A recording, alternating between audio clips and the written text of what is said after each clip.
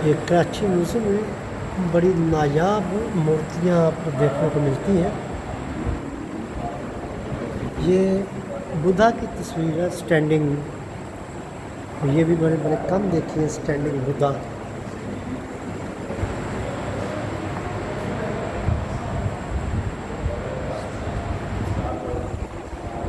ये भी बुद्धा की है जी। एक और मूर्ति स्टैंडिंग बुद्धा की, ये भी स्टैंडिंग बुद्धा है।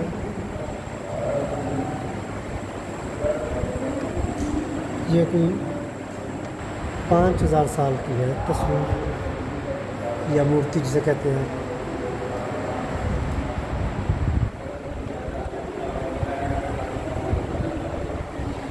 2000 से 5000 साल पुरानी मूर्तियां हैं।